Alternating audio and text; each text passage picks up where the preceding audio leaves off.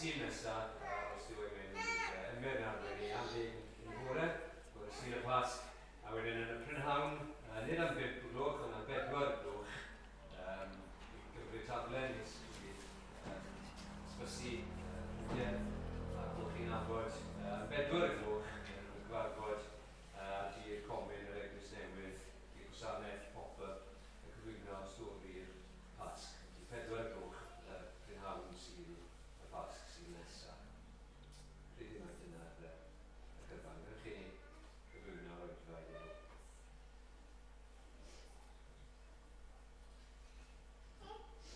O adwydd i ni yn droi at y ti nawr. Diolch yn ei glonau ni am gymaint beth y da ti dy paru ar y cyfer ni eto heddi. Diolch i ti bod ni yma, yn iechyd, i ddod yma, i ryddid, i gwrdd gyda'n gilydd yn gyhoeddus fel hyn. Diolch i ti yn fwy na dim byd arall bod gyda ni deiriad ni, gyda ni efengyl, newyddion da. Ac diolch yn hyn glywon ni y bore yma. Diolch i ti am osneidrwydd ar Arglwyddes i Grist. Rydyn yn ddod nid i gael i wasanaethu, ond i wasanaethu, i roi i bywyd yn brydwerth dros eraill. Ac yr un sydd wedi dod i'n hachub ni. Ac yn y symbol yna, o chi traed y disgyblion, yn symbol o hyn bydde fe ymlaen i wneud ar y groes.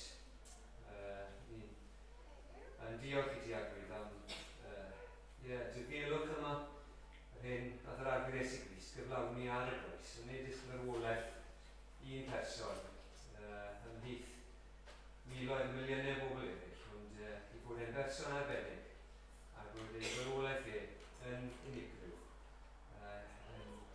Cyflawni rhywbeth na lle neb arall i gyflawni, dwy'n ni, yn ôl at y ti dy hun, yn cymodi ni gyda ti, gyda maddeiant bychodau ni. Ac hefyd, y folaeth yna yn iawn, bod ti'n ddew cyfiawn.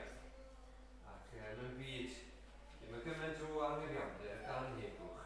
Diolch i ti am y cysur yna, o bod gyda ni ddew holl echiog yn y nef, sydd ddim yn ddi-hyd am yr holl ffrigioni yn ei bryd ni, ond sydd yn ddew cyfiawn. Eto, ni'n gwybod bod ni hefyd yn heiddi dy gosti, ac yn bod ni yn bechaduriaid, ac yn bell o ddiwrthio ti, ac yn gwahanu o ddiwrthio ti, ond diolch i ti. Am yr Arglwyddes i Grist, diolch i ti fod yn hydol ar y groes, yn meddwl am eraill, yn gofalu am eraill, ac yna yn talu yn dyled ni, heb roi hunan yn gwyta. Ond pobl hunanol a hunan gyrolog i ni, bob un ohono ni, yn y bôn, ni'n caru ein hunain. Ond diolch i ti, a mi'n nath gyflawni yr holl o'r chnynnau, i nath garu a bod yn ifed i ti trwy fywyd. Diolch am yr Arglwyddes i Grist. Ni'n gwyddio nawr dros Lewis, fe'n harwen i ni, gwydwyno fe a Gabi hefyd. Gwyddio ti harwen, arwen nhw i dy wasanaethu ti, lle wyt ti eisiau nhw i fod. Wyt wedi dod i'n clod i ti. Byddwn ni wir yn dan o ni, bob un ohonyn nhw. Gwyddio bod ddau ydyn nawr yn yr oedfa yma, yn neud i waith. O adwyd un. Ni'n ymwybodol bod nawr fawr weithiau, lle ti'n gyda siarad â ni, cwrdd â ni, wir yn ymwneud gyda ni, ac yn per i ni fynd adre a eisiau agosau at y ti, a eisiau rhoi yn hyn yn fwy i ti. Gwyddio am oedfa fel ni nawr. Sigar harth yn ni, ma dde ni, o bai, yn enw ac yn eiddau nes i Grist. Wel, Brunt a bawb, mae'n braf iawn i chweld chi gyd gyda ni prawn yma. I gychwyn ein oedfa gyda'n gilydd hen yma, dyn ni am canu emyn rhif 42 yn yr atodiad, emyn hyfryd, os heddwch fel afon sy'n canlyn fy nhroed, neu dristwch fel ymchwydd y llu. Beth bynnag a ddaw, ti am dysgais i ddweud, diogel wyf gyda thi.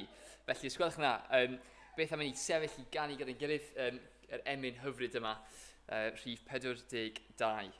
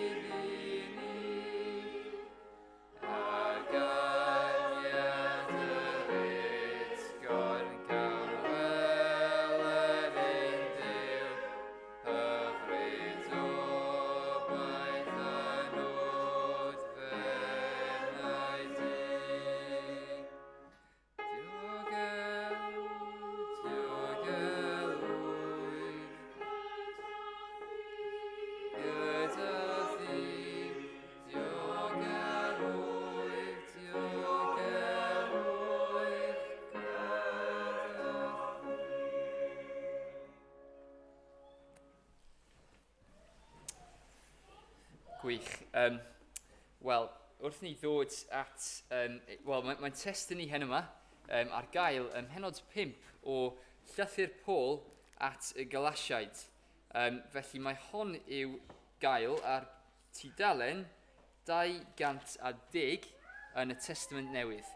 Galatiaid Pennod 5.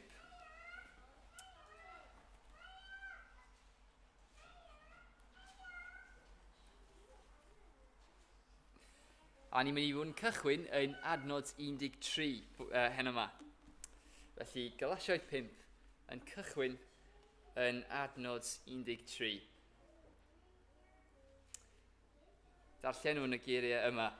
Fe'ch galwyd chwi gyfeillion i ryddid, ond yn unig peidiwch ag arfer eich ryddid yn gyfle i'r cnawd. Yn hytrach trwy gariad byddwch yn weision i'ch gilydd. Oherwydd mae'r holl gyfraith wedi'i mynegu'n gyflawn mewn un gair, sef yn y gorchymyn, car dy gymydog fel ti dy hun. Ond os cnoi a darnio'ch gilydd yr ydych, gofalwch na chewch eich difa gan eich gilydd. Dyma rwyf yn ei golygu. Rhodiwch yn yr ysbryd ac ni fyddwch fyth yn cyflawni chwanta'r cnawd. Oherwydd, y mae chwanta'r cnawd yn erbyn yr ysbryd, a chwanta'r ysbryd yn erbyn y cnawd. Y maent yn tynnu'n groes i'w gilydd, fel na allwch wneud yr hyn a fynnwch. Ond os ydych yn cael eich arwain gan yr ysbryd, nid ydych dan gyfraith. Y mae gweithredoedd y cnawd yn amlwg, sef peteindra, amherdeb, anlladrwydd, eilinyddoliaeth, dewiniaeth, cweryla, cynen, eiddigedd, lludio, ymgyprys, rwygo, ymbleidio, cenfigeni, meddwi, cyfeddach a phethau tebyg. Yr wyf yn eich rybuddio fel y gwneithim o'r blaen, na chaiff y rai sy'n gwneud y fath bethau etifeddu teyrnas ddiw. Ond ffrwyth yr ysbryd yw cariad, llawenydd, tangnefedd, goddefgarwch, caredigrwydd, daioni, ffyddlondeb, addfwynder, hunan ddisgyblaeth. Nid oes cyfraith yn erbyn rhinweddau fel y rhain. Y mae pobl Crist Iesu wedi croeshoelio'r cnawd ynghyd â'i nwydau a'i chwantau. Os yw ein bywyd yn yr ysbryd, ynddo hefyd bydded ein bychedd. Bydded i ni ymgadw rhag gwag ymffrost, rhag herio ein gilydd, a rhag cenfigeni wrth ein gilydd. Wel, cyn ni ddod at ein emyn nesaf, gadewch i ni wyddio gyda'n gilydd, ei cyflwyno'n amser ni hen yma i Duw. O arglwydd Duw, Dad, ni'n dyddiolch iddo ti am cael ymuno gyda'n gilydd unwaith eto heddiw, ar diwrnod arall yr wyt ti wedi roi ni trwy dy ras. Diolch am y llythyr yma at y Galatiaid, a ni'n gweddio heddiw yma y bydde ti ar waith yn ein celonau ni wrth i ni astudio y darn yma gyda'n gilydd.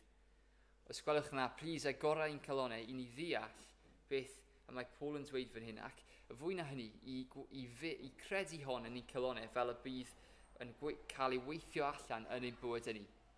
Ni'n ddeheu o Dduw i dwy'n ffrwyth yr ysbryd glân ac i gwybod beth mae hynny'n ei olygu. Ac felly, plis bydd gyda ni hen yma. Plis bendithiau'n amser ac helpu ni i caru ti'n fwy. I caru Iesu fwy nag unrhyw beth arall. A ni'n gweddio bydde ti'n rhoi ni glistiau i gwrando hen yma. Bydd gyda ni yn enw Iesu. Amen. Wel, yr emyn nesaf dyn ni'n mynd i ganu gyda'n gilydd, os gwelwch yna, yw emyn rhif 602 yn y llyfr emynau. Emyn rhif 602. Felly, os gwelwch yna, awnewch chi godi i ganu gyda fi, yr emyn yma.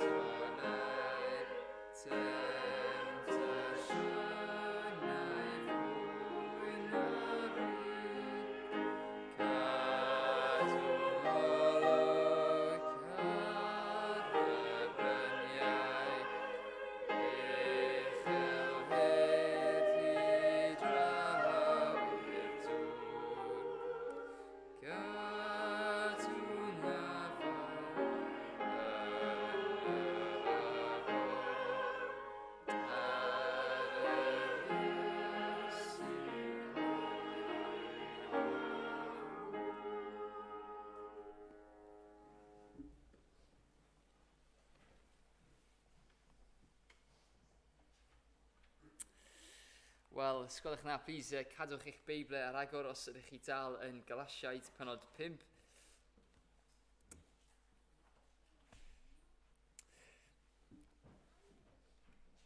Wel, tybed os falle mae rhywun fan hyn hyn yma'n cofio hon, ond ar yr 8fed o fis Mawrth 1971, cafodd digwyddiad fwyaf y byd chwaraeon yn yr 20fed ganrif ei gynnal yn Efrog Newydd.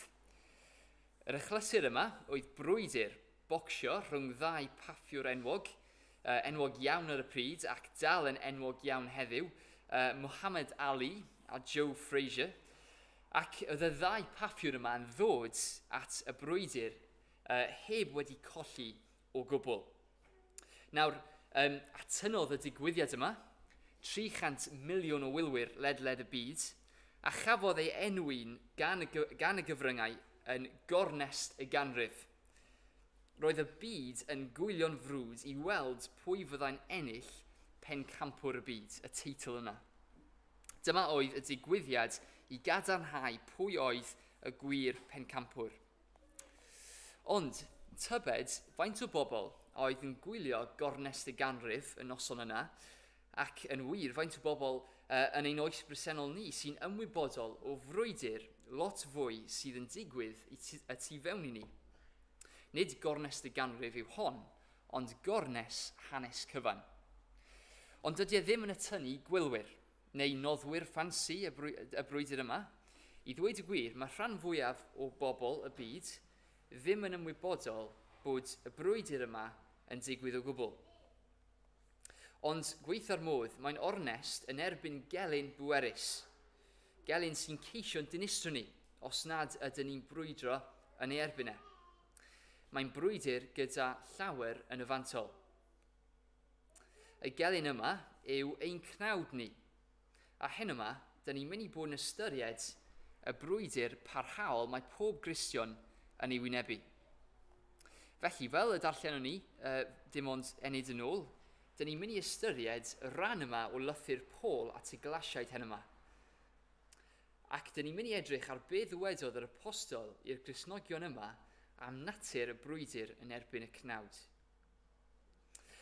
A'r thema, os ydych chi'n cymryd nodiadau, y thema dyn ni am ystyried gyda'n gilydd yw'r canlynol, bod Iesu wedi'n ryddhau ni o'r cnawd i gerdded bywyd yn yr ysbryd glân.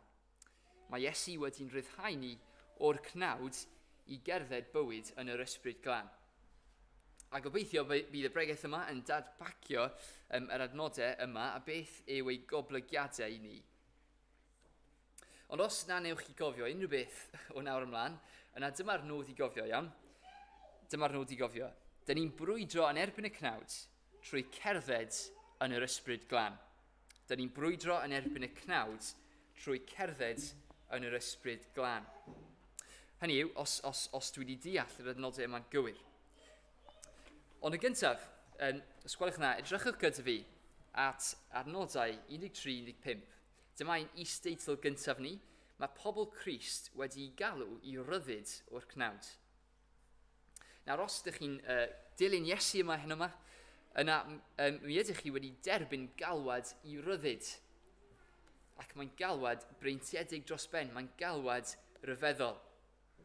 Trwy'r efengyl, y newyddion da yma, mae Duw wedi'n galw ni i ryddid o'n fywydau cynt oedd yn gaeth dan pŵer pechod a marwolaeth, ac oedd yn arwain ni i wynebu condemniaeth Duw. Cyn i ni ddod i ffydd yn Iesu, petasyn ni wedi cymharu ein bywydau ni yn ôl gyfraith sanctaidd Duw, yna bysyn ni'n gweld bod y ddau yn gwrthdaro gyda'i gilydd. Byddwn ni'n methu'r safon ac bysyn ni'n cael ein ystyried yn eog. Ond y nawr, dyn ni'n rhydd o'r safle eog yma ger bron Duw, a dyn ni'n rhydd i sefyll yn lân ger ei fron. Mae hon wedi digwydd o ganlyniad i beth mae Iesu wedi gwneud trwy marw dros ein pechod ni ar y groes. Nawr mae rhyddid yn thema mawr trwy gydol llythyr Paul at y Galatiaid. Felly yn gyntaf oll, gad ni ystyried ychydig bach o ran pwy oedd y Galatiaid a pham cafodd y llythyr ei ysgrifennu atyn nhw. Nawr wrth darllen unrhyw darn o'r Beibl, mae'n ddefnyddiol iawn i gofyn y cwestiwn yma. Oes yna unrhyw awgrymiadau o ran y reswm neu'r pwrpas nath yr awdur ysgrifennu'r llythyr yn y lle gyntaf? Ydyn ni'n gweld unrhyw clues at pam cafodd yr peth yma, y llythyr neu'r ddogfen ei ysgrifennu? Ac yn achos y Galatiaid, dyn ni'n gweld bod Paul yn gan galw'r Cristnogion yma yn ôl i cofio beth mae'n golygu i fod yn rhydd fel Cristnogion. Mae'n galw nhw yn ôl i cofio hon. Oherwydd, fel dyn ni'n dysgu o'r cychwyn gyntaf yn y llythyr, mae'r Galatiaid mewn perygl.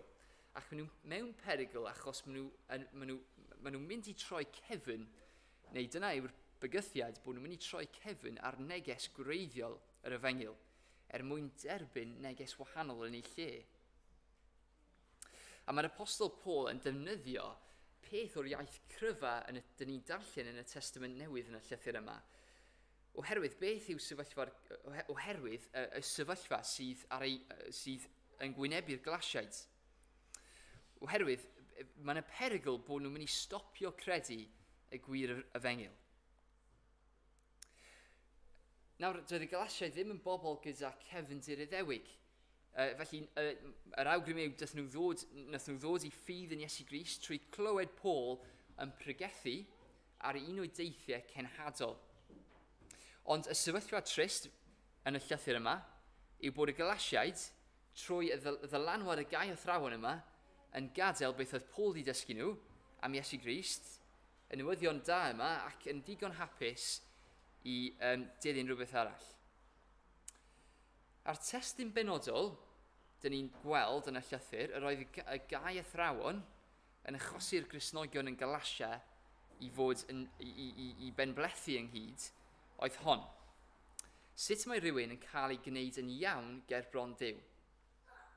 Neu mewn geiriau eraill, sut ydyn ni'n cael ein cyfiawnhau ger bron Duw? Sut ydyn ni yn gallu sefyll yn iawn o flaen Duw sanctaidd? Fel unrhyw Gristion arall, deithon nhw i brofi brwydr yn erbyn y cnawd, y brwydr yma. Y ffaith bod e'n brwydr galed, a bod ni fel Gristnogion, bod craidd y neges dyn ni'n pregethu ac yn credu, yw bod cyfiawnder yn dod trwy ffydd yn unig, trwy credu yn unig. Ac felly fe ddaeth y gau athrawon yn yr eglwys a cychwyn gofyn y cwestiwn yma. Ydy byw trwy ffydd yn Iesu Grist yn unig yn ddigon? Ydy e'n ddigon i delio gyda'r brwydr dyn ni'n gwynebu yn erbyn y cnawd? Ydy e'n ddigon? A fe ddaeth nifer i'r casgliad dan ddylanwad y gau athrawon? Na. Mae rhaid i ni gadw gyfraith hefyd. Mae rhaid i ni bod yn gyfiawn ger bron Duw trwy cadw y gyfraith. Mae'n rhaid i chi cael eich enwedu, cadw'r gyfreithiau bwyd a dathlu y gwyliau i dilyn y gyfraith. A dyma oedd y pwyslais oedd y gau athrawon yn rhoi ar y Gristnogion, ac oedd y dysgeidiaeth yma yn lledaenu trwy'r eglwys. Ond mae Paul yn ysgrifennu at nhw yn y llythyr yma, a dweud, na, peidiwch a chael eich twyllio fan hyn. Os ydych chi'n cychwyn dilyn y ffug y fengil yma, ble mae'r pwyslais ar beth chi'n neud yn hytrach na chyflawniad Iesu Grist, yna, dydych chi ddim yn byw mewn y fuddod i ddiw ragor, ond yn hytrach yn byw yn ôl y cnawd.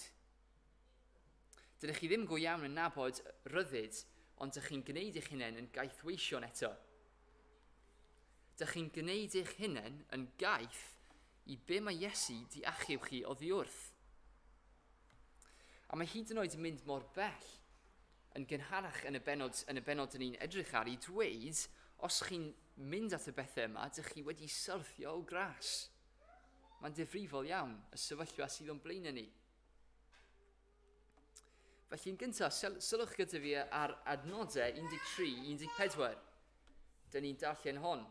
Fe'ch galwyd chi gyfeillion i ryddid. Ond yn unig, peidiwch ag arfer eich ryddid yn gyfle i'r cnawd. Yn hytrach trwy gariad byddwch yn weision eich gilydd. Oherwydd mae'r holl gyfraith wedi ei mynegu'n gyflawn mewn un gair, sef yn y gorchymyn, card y gymydog fel ti dy hun.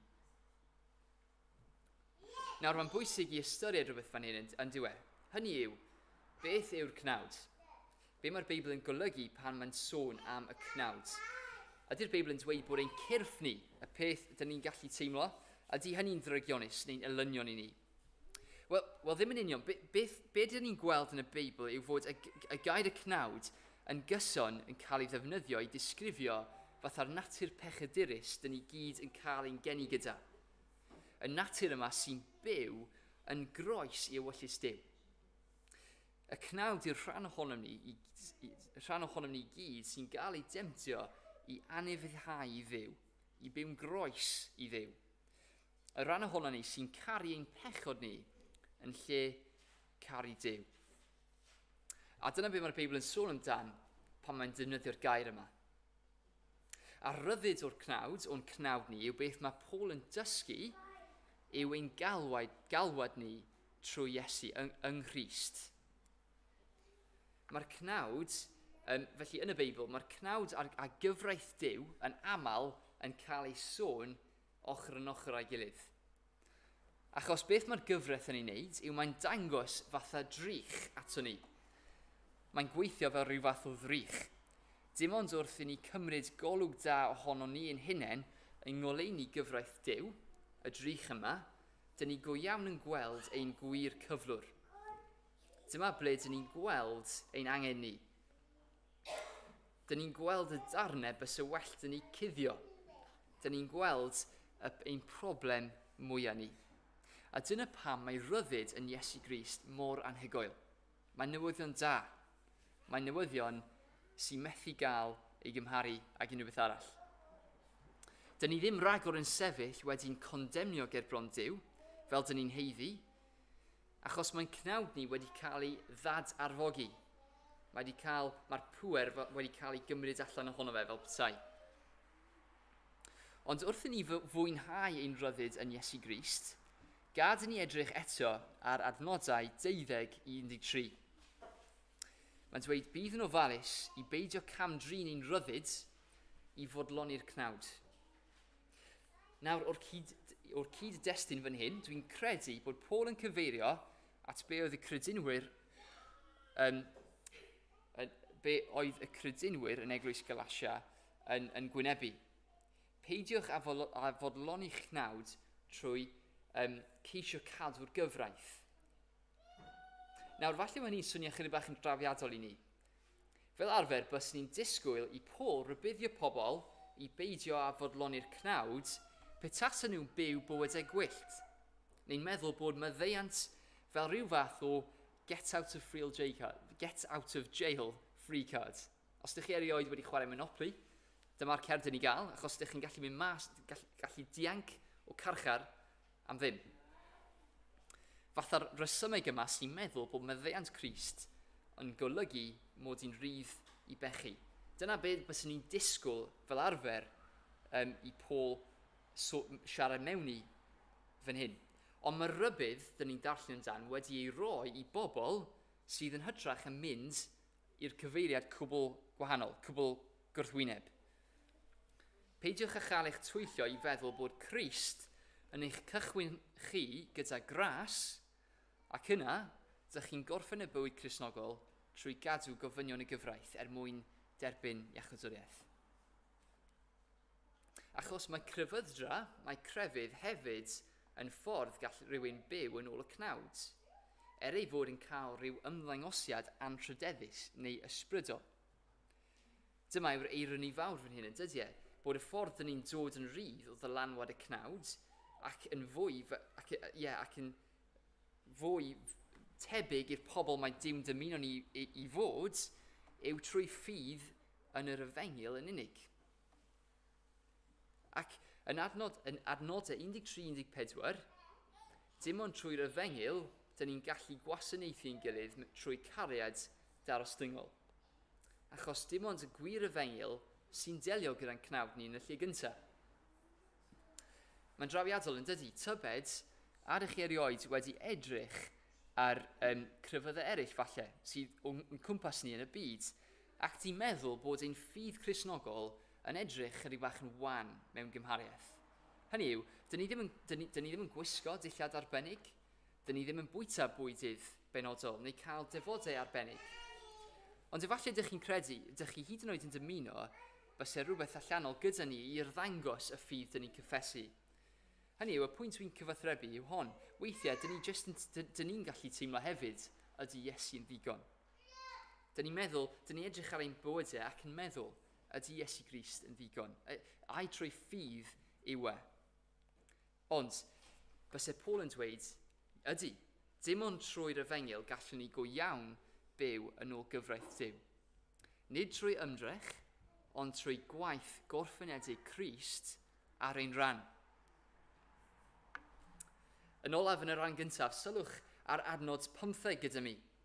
Dyma'r canlyniadau sy'n dod o gwadu'r gwir efengyl ac yn lle ceisio byw yn ôl y cnawd.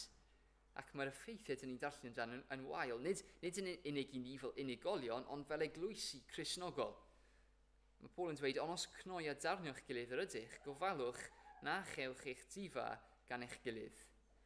Mae'r cnawd yn dinistrio achos dydy methu newid pechaduriaid yn y ffordd mae ysbryd Duw yn neud. Sy'n arwain ymlaen i'r ail bwynt ni prawn yma. Mae'r bywyd Cristnogol yn frwydr parhaol yn erbyn y cnawd. Dyn ni wedi derbyn y galwad yma i ryddid o'r cnawd, ond fel dyn ni'n edrych yn y Beibl, dyn ni'n gweld yn glir bod y brwydr yn erbyn y cnawd yn parhau trwy gydol ein bywydau ar y ddeiar. Bod ein chwantau pechadurus wedi cael ei dad-arfogi trwy'r groes, maen nhw dal yn brwydro yn ein erbyn ni'n ddyddiol.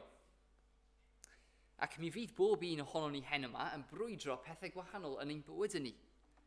Ymosodiadau'r cnawd fel petai. Bydd hon yn edrych yn wahanol i bob un ohono ni hen yma. Falle taw brwydro chwerwder yw e. Falle yn erbyn rhywun neu yn erbyn sefyllfa benodol. Neu falle meddyliau anfoesol sy'n tynnu yn ein herbyn ni, dyn ni'n teimlo'r tyniad. Neu falle ein tyfodau ni, dyn ni wastad yn brwydro ein tyfodau ni. Dyn ni'n brwydro i cadw'n tyfodau ni rhag yn lan wrth ni siarad yn bobl. Neu falle ein tueddiad i rwgnach a chwyno. Beth bynnag yw e, dyn ni gyd yn gwynebu brwydr. Ond hefyd y gwirionedd yw, falle bydd rai ohonyn ni'n teimlo bod ni'n colli'r brwydr. Teimlo bod y pwysau'n grymus a chaled a bod ni'n tueddol o syrthio lot fwy na dyn ni'n profi fuddugoliaeth. Ac mae hon i'r Gristion yn gallu bod yn profiad digalonus dros ben yn dydy e. Felly sut ydyn ni'n deffro bob dydd a byw i Iesu yn yr adegau ble mae'r gornest yn erbyn y cnawd yn teimlo yn ddiddiwedd. Pryd ni'n teimlo bod ni falle fel petai'n boddi yn yr ystyr ysbrydol. Wel, sylwch gyda fi, mae Paul yn rhoi'r ateb i ni yn adnod 16. Dyma yr rwyf yn ei olygu. Rodiwch yn yr ysbryd ac ni fyddwch fyth yn cyflawni chwanta'r cnawd. Felly yr ateb i sefyll yn y brwydr yma yn erbyn y cnawd yw i cerdded yn ôl ysbryd Duw. Nawr, dyn ni'n mynd i ymdrechu i dadbacio beth mae hon yn ei olygu prawn yma. Ond sylwch yn adnod 17. Does yna ddim cymundeb neu berthynas, na ddim heddwch rhwng y cnawd a'r ysbryd. Maen nhw'n hollol groes i'w gilydd. Ac maen nhw'n tynnu'n groes i'w gilydd fel na allwch chi'n neud yr hyn dych chi'n dymuno i wneud. A dwi'n meddwl beth mae Paul yn dweud fan hyn yw bod y bywyd Cristnogol fel petai gêm o tug of war yn digwydd tu mewn i ni trwy'r amser. Os ydych chi erioed wedi cymryd rhan gyda hynny. Dyma yw y brofiad o ddilyn Iesu Grist. A fi'n gobeithio wrth gweld hon yn y Beibl hen yma, gallai fe fod yn anogaeth i ni, fwy nag unrhyw beth arall. Yn aml iawn, mae'r brwydr yn erbyn y cnawd yn gallu teimlo'n unig yn dydiau.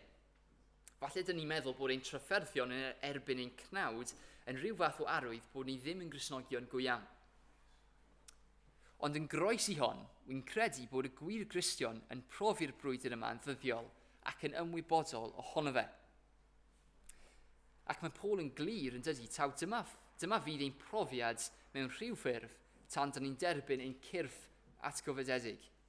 Bre na fydd gennym ni'r gallu i bechu rhagor, achos bydd pob un yn hollol newydd. Ond ochr yma i'r nefoedd, mae'n bywydau ni yn cynnwys yr awydd newydd i byw i ddiw a'i blesio fe, ond hefyd dyn ni'n profi y tyniad yma oddi wrth ein cnawd. Wel, gad i'n ystyried felly am ychydig beth mae'n ei olygu i fyw yn yr ysbryd glân. Sut ydyn ni'n byw yn yr ysbryd? Be mae hon yn ei olygu? Wel, yn amlwg, mae'n rhywbeth mae rhaid i ni deall, achos dyma'r arf mae Paul yn dweud wrthyn ni i ddefnyddio pan mae chwanter cnawd yn ymosod. A dyn ni'n gweld y cyfarwyddyd i gerdded yn yr ysbryd trwy gydol yr adnodau yma. Mae'r syniad yma yn cael ei ailadrodd. Adnod 16, mae'n dweud rhodiwch yn yr ysbryd. Adnod 18, mae'n dweud dyn ni i cael ein arwain gan yr ysbryd. Adnod 25, bydded i'n bychedd ni fod yn yr ysbryd. Ond eto, be mae hon yn ei olygu a sut dyn ni'n gwneud synwyr ohono fe? Wel, wy'n credu wrth ystyried y cyd-destun yn y llythyr at y Galatiaid. Mae'n rhaid bod cerdded yn yr ysbryd o leiaf yn golygu bod yn hanfodol i ni gael dealltwriaeth o beth yw'r gwir efengyl. Os dyn ni'n ystyried am enid, mae Paul yn sgwennu Gristnogion sydd wedi cael ei drysu'n llwyr ynglyn â beth yw'r efengyl. Beth yw rhai o bethau hanfodol yr efengyl. Mae pobl wedi drysu nhw ynglyn â'r pethau yma, ac maen nhw wedi drysu nhw ynglyn â sut maen nhw'n cael ei wneud yn gyfiawn o flaen Duw. Dyma y peth fwyaf sylfaenol sydd yn rhan o'r efengyl yn dydiau. Yn ôl ym mhenod 3 adnod 2, wy'n credu dyn ni'n cael rhyw fath o allwedd i ddeall beth mae'n ei olygu i fyw yn yr ysbryd. Achos mae Paul yn ysgrifennu hon. Y cwbl yr wyf am ei wybod gennych yw hyn. Ai trwy gadw gyfynion y gyfraith y derbyniaswch yr ysbryd, yn tei trwy gwrando mewn ffydd. Ni'n gweld felly bod rodio yn yr ysbryd neu cerdded yn yr ysbryd yn sicr ddim yn cael ei gyflawni neu ei dderbyn trwy ceisio cyflawni gweithredoedd y gyfraith. Achos nath y Galatiaid derbyn yr ysbryd glân trwy credu'r efengyl. Dydy hynny ddim yn wahanol i ni heddiw chwaith. Dyn ni'n derbyn ysbryd Duw wrth i ni credu'r efengyl. Ac felly mae byw, cerdded a chael byched sydd mewn cam gyda ysbryd Duw yn digwydd trwy parhau yn y ffydd. Parhewch i gredu'r efengyl. Dydy ffurfau gwyrgam o'r efengyl, ffurfau sydd yn gwiro beth yw'r efengyl, ddim yn mynd i helpu chi yn y brwydr. Felly, yn achos y Galatiaid, dyn ni'n meddwl am enghraifft lle y gyfraith oedd y bwyslais. Neu falle yn ein byd modern ni, dyn ni'n gyfarwydd gyda'r fath o ddysgu sy'n dweud bod diben y bywyd Gristnogol yw i derbyn cyfoeth ac i cael bywyd llewyrchus. Dydy rheini ddim yn mynd i wneud unrhyw wahaniaeth i'n brwydr ni yn erbyn y cnawd achos nid yr efengyl yw e. Ond sut mae hon yn cael ei allanweithio? Sylwch bod cerdded yn yr ysbryd yn rhoi chwantau newydd i ni. yn rhoi dyheuadau newydd i ni.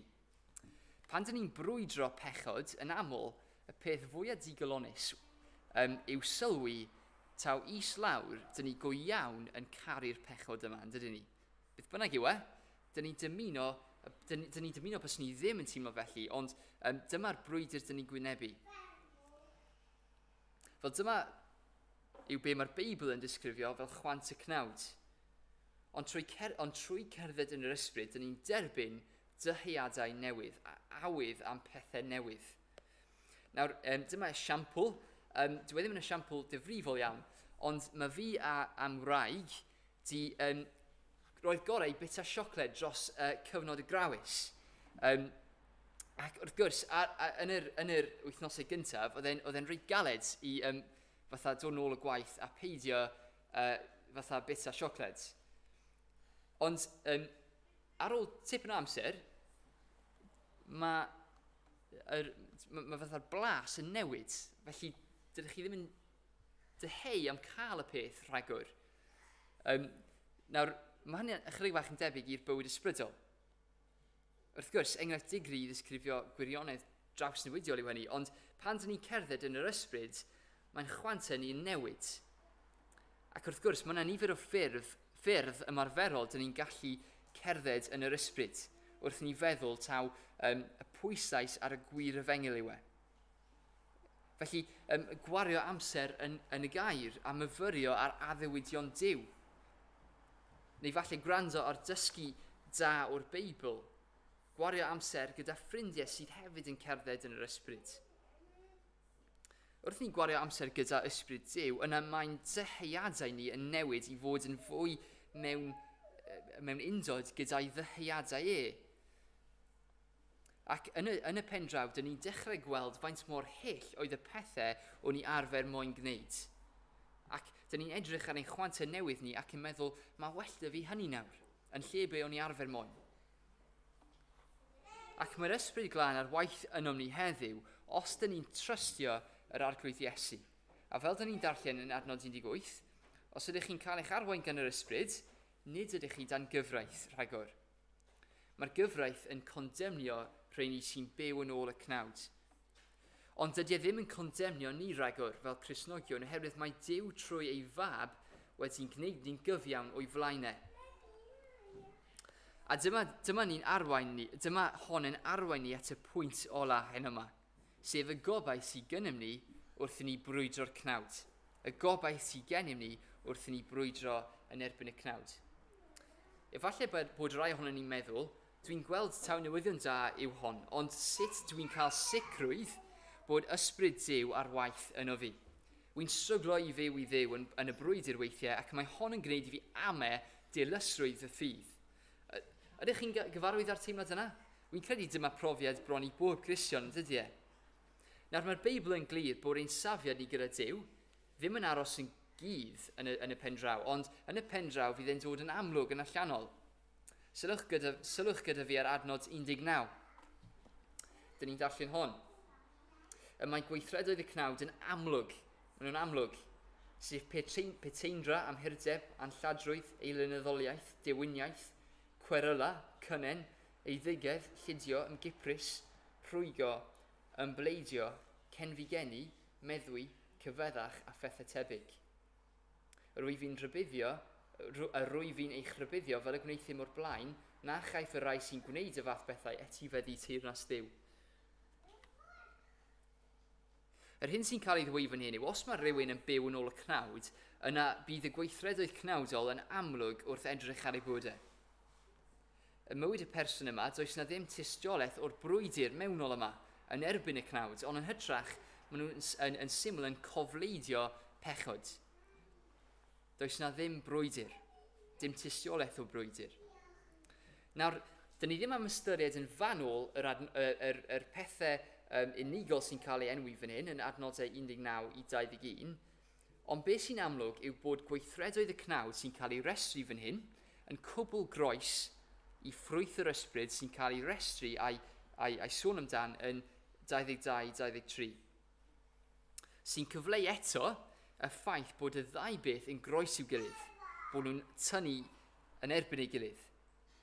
Nawr, mae'r restr yma yn adnod 19 yn cynnwys gweithredau sy'n dangos absenoldeb cariad yn rhywun. Ac dim ond wrth credu'r gwir efengil gallwn ni gwybod beth yw gwir cariad tuag at Dduw a'n cymydog ni hefyd. Os cofiwch chi nôl i adnod 14, mae Paul yn dweud bod y Gristion wedi cael ei ryddhau yng Nghrist o'r gyfraith i garu. Ond mae gweithredoedd y cnawd yn dangos caethiwed o hyd. Os mae rhywun yn byw yn ôl y cnawd, maen nhw dal yn gaeth. A'r ganlyniadau o fod yn gaeth i'r cnawd yw adnod 21, bod y rai sydd yn byw fel yma ddim yn mynd i etifeddu teyrnas Dduw. Mae rheini sy'n byw yn ôl y cnawd yn mynd i wynebu barn cyfi am Dduw ar y diwrnod olaf, a'r canlyniad bydd condemniad. Achos os nad oes gan rhywun cariad at Dduw ar y ddaear, a bopeth mae'n ei ddymuno, yna yn sicr ni fydd ganddo unrhyw gariad tuag at Dduw yn rhagwyddoldeb chwaith. Ond beth sy'n drawiadol wrth ystyried cyd-destun Galatiaid yw bod y rai sy'n byw yn ôl y cnawd, fel dyn ni wedi meddwl yn barod, yw y rai sydd yn digon hapus i gwisgo faner Iesu Grist neu faner crefydd o leia. Ond maen nhw'n byw i'r cnawd yn hytrach nag yn y ryddid y mae Duw yn dymuno i ni adnabod. Maen nhw'n gwrthod Crist am fod nhw'n meddwl bod e ddim yn digon, a'r canlyniad yw bod nhw'n byw yn ôl y cnawd sy'n arwain i farwolaeth. Ond dyma ni dod at ran siŵr o fod y darn fwyaf enwog yn llythyr Paul at y Galatiaid, adnodau 22 i 24, a dyn ni'n darllen y ganlynol. Ond ffrwyth yr ysbryd yw cariad, llawenydd, tangnefedd, goddefgarwch, caredigrwydd, daioni, ffyddlondeb, addfwynder, hunan-ddisgyblaeth. Nid oes cyfraith yn erbyn rhinweddau fel y rhain. Mae pobl Crist Iesu wedi croeshoelio'r cnawd ynghyd â'i nwydau a'i chwantau. Felly yn redeg yn groes i gweithredoedd y cnawd yw ffrwyth yr ysbryd. Ac os ydych chi'n trystio Iesu heno yma, yna mae'r ysbryd glân Duw, ar y waith yn tyfu'r ffrwyth hyfryd yno ni. A wy'n dwlu ar y darlun yma, mae'n un hyfryd yn dydiau. Mae'r Cristion yn cael ei gymharu i goeden. Dwi ti ddim yn plannu hadau coeden yn yr ardd ac yn disgwyl cael ffrwyth oddi wrtho fe y diwrnod wedyn. Y realiti yw bod ffrwyth yn tyfu'n ara deg yn dydiau, neu o leia ddim mor gloi ag y bysyn ni moyn iddo fe wneud. Ond wy'n dwlu ar y darlun yma hefyd, achos os ydych chi erioed wedi gweld coeden ffrwythau yn tyfu, un o'r bethau mwyaf gyffroes yw gweld y ffrwythau yn tyfu. Nawr, wy'n cofio bod mamgu a tadcu fi yn tyfu tomatos yn eu tŷ gwydyr nhw, ac o'n i'n cofio fel plentyn mynd yna, ac oedd yn gyffroes mynd mewn a gweld os oedd unrhyw tomatos di troi'n goch ac yn barod i fwyta, achos maen nhw'n cychwyn allan fel pethau bach gwyrdd sydd ddim rili'n edrych unrhyw beth fel tomatos. Ond ymhen cwpl o wythnosau, maen nhw'n barod i'w gasglu achos maen nhw'n goch ac yn ffrwyth da. Wel, mae'r darlun yma fan hyn yn debyg.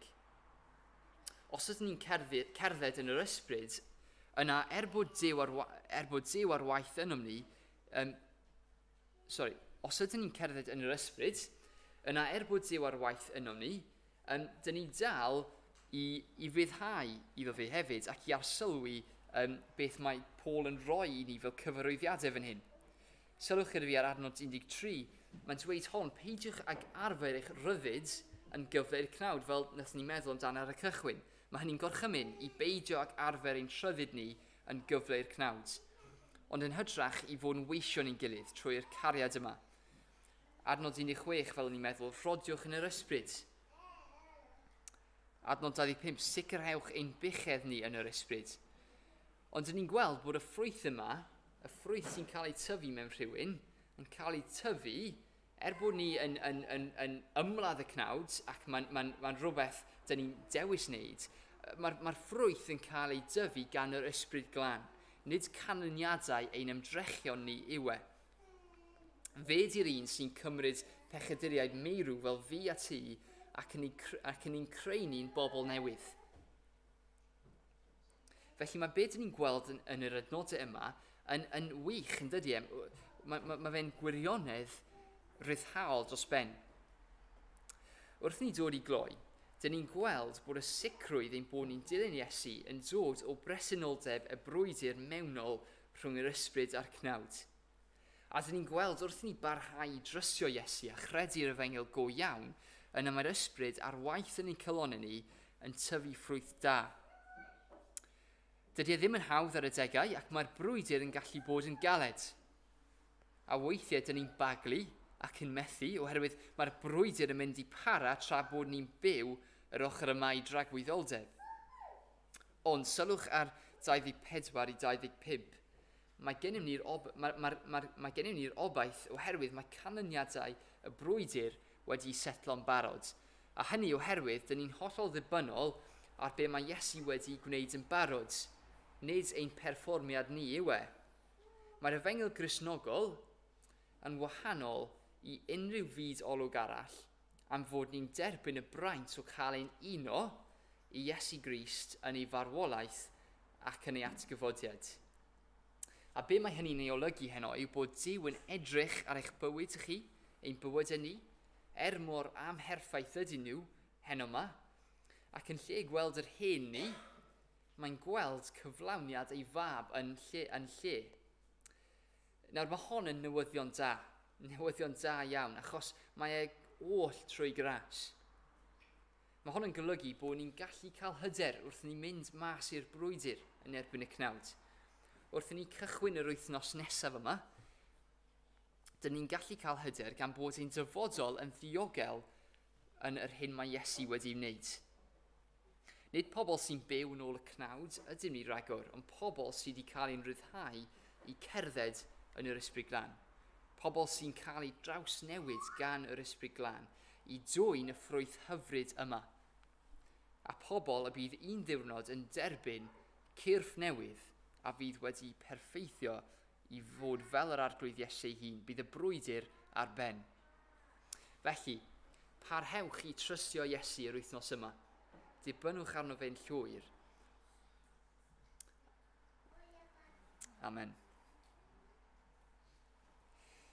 Wel, wrth i ni gorffen, gadewch i ni wyddio gyda'n gilydd. Ein tad yn y nefoedd, diolch iddo ti am gallu ddarllen y benod yma heno yma gyda'n gilydd. Ni yn gwyddio wrth i ni mynd mas heno yma, byddwn ni'n pobl sy'n cerdded yn yr ysbryd glân yn hytrach na yn byw yn ôl y cnawd. Diolch bod ni ddim yn ddibynnu ar beth dyn ni wedi wneud, ond bod ni'n ddibynnol ar beth mae dy fab Iesu Grist wedi wneud yn ein lle. A diolch taw dyma yw'r newyddion fwyaf anhygoel hyn yma, fwyaf ryddhaol, fwyaf wefreiddiol. Plis o Dduw, cadw ni rhaid cael ein twyllio i feddwl bod Iesu Grist ddim yn digon. Helpu ni i gwybod yn ddyddiol bod yr hyn mae ei wedi wneud yn ddigon ar ein cyfer ni. Helpu ni i ddeffro pob bore ac gwneud y penderfyniad trwy dy ras i ddilyn ac ef yn unig. A ni'n cyflwyno honni i ti yn enw Iesu Grist. Amen. Wel, wrth i ni gorffen i'n amser gyda'n gilydd heno yma. Sgwelwch yna, plis trwch at emyn rhif 39 yn yr atodiad. Plis amnewch chi codi i ganu gyda fi.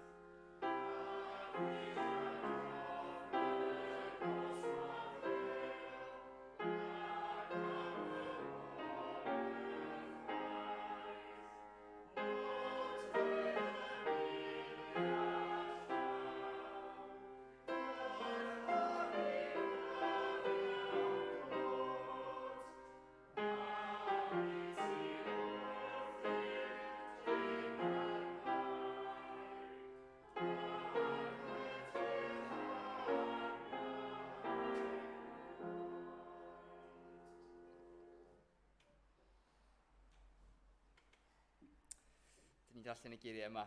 Iddo ef sydd ar gallu ganddo i wneud yn anrheithol well na dim y gallwn ni ei ddeisyfu na'i ddychmygu, trwy'r gallu sydd ar waith ynom ni.